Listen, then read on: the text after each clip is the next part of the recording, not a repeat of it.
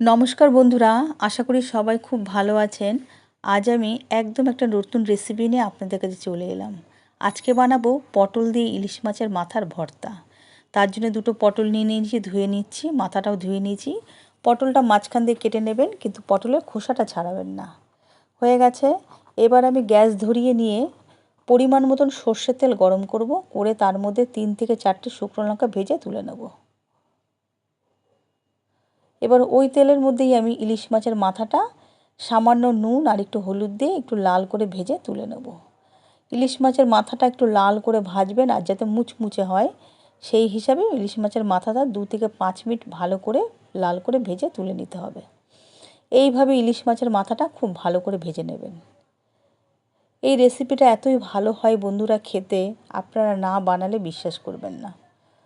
হয়ে গেছে। ওই তেলের মধ্যেই আমি পটলটাও ভেজে নিচ্ছি। পটলটায় আমি নুন হলুদ কিচ্ছু দেবো না, পটলটা আমি জাস্ট লাল করে ভেজে তুলে নেব। ভেজে তুলে নিয়েছি। এবারে আপনাদের দেখাই।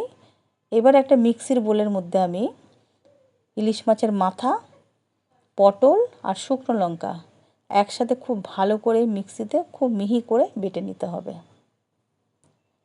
বেটে নিয়েছি, দেখুন বন্ধুরা, আপনাদের দেখাচ্ছি, ঠিক এইভাবে মিহি করে বেটে নেবেন। এইবারে একটা কড়াই বসিয়ে দেবো গ্যাস ধরিয়ে, আর ওতে একটু তেল আছে আগে থেকে, আর একটু সর্ষের তেল দিয়ে দিলাম।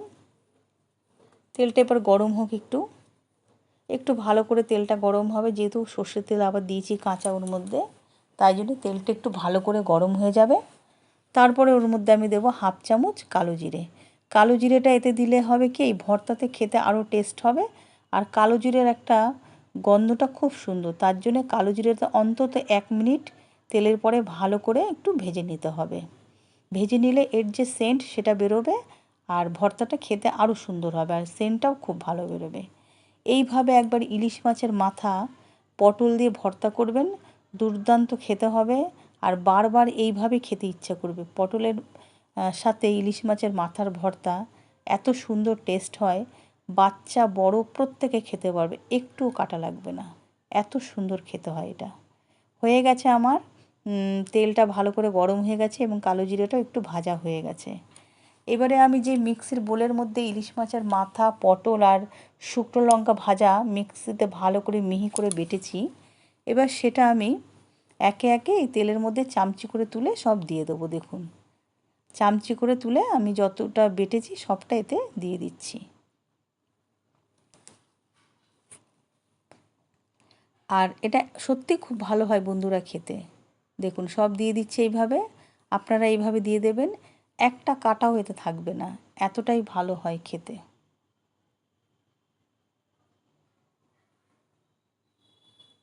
সব দিয়ে দিলাম আমি।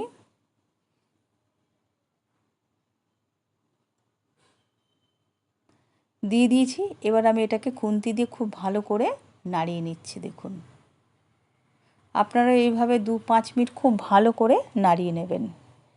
এবার এতে দেব 3-4টে কাঁচা লঙ্কার মধ্যে। যে যেরকম ঝাল খাবেন আপনারা সেই বুঝেই ঝালটা দেবেন। আমি মিডিয়াম ঝাল খাবো, তাই জন্য ওখানে 3 থেকে 4টে শুকনো লঙ্কা দিয়েছিলাম ভাজা, আর এখানে 4টে কাঁচা লঙ্কা দিয়ে দিয়েছি। আপনারা যদি ঝালটা একটু বেশি খান তবে আরেকটু বেশি দেবেন। এইভাবে কষানো হয়ে গেছে 2-4 মিনিট। এবার আমি এর মধ্যে পরিমাণ মতো নুন আর হলুদ দেবো। এই ভর্তার মধ্যে কোনো মশলার দরকার হয় না, কালো জিরে নুন হলুদ দিলেই যথেষ্ট, আর এতটাই টেস্ট হয়ে যায় খেতে। এটা দিয়েই আপনি সব ভাত খেয়ে নেবেন, আপনার আর কিচ্ছু লাগবে না, এত ভালো হয় খেতে এই ইলিশ মাছের মাথার ভর্তা পটল দিয়ে। এইভাবে 5 মিনিট খুব ভালো করে কষিয়ে নেবেন, যতক্ষণ না তেল ছাড়ছে। তেল ছেড়ে দেবে আর কড়াইয়ের তলাতে আর লাগবে না, তাহলে বুঝবেন আপনার ভর্তা রেডি হয়ে গেছে। এইভাবে খুব ভালো করে কষিয়ে নেবেন যতক্ষণ না তেল বেরোচ্ছে। কষাতে কষাতে এর তেল পুরো বেরিয়ে যাবে, আর পুরো মিহি তো হয়েছে, দেখতেই পাচ্ছেন, একটুও কাটা নেই এর মধ্যে। ইলিশ মাছের মাথার মধ্যে কিন্তু খুব কুচি কুচি কাটা থাকে, সে একটা কাটাও এর মধ্যে আপনারা খুঁজে পাবেন না, এতটাই ভালো। ওর জন্য আমি বলেছি বাচ্চা বড় সবাই খেতে পারবে, এতটাই টেস্ট। এই দেখুন তেল বেরিয়ে গেছে, আমার কিন্তু ভর্তা রেডি হয়ে গেছে। এবার নামিয়ে নেব ভর্তা। নামিয়ে নিয়ে আপনাদের দেখাচ্ছি কেমন হয়েছে। অবশ্য ভালো লাগলে বন্ধুরা একবার বাড়িতে ট্রাই করবেন, আর ভালো লাগলে অবশ্যই আমাকে জানাবেন কেমন হয়েছে।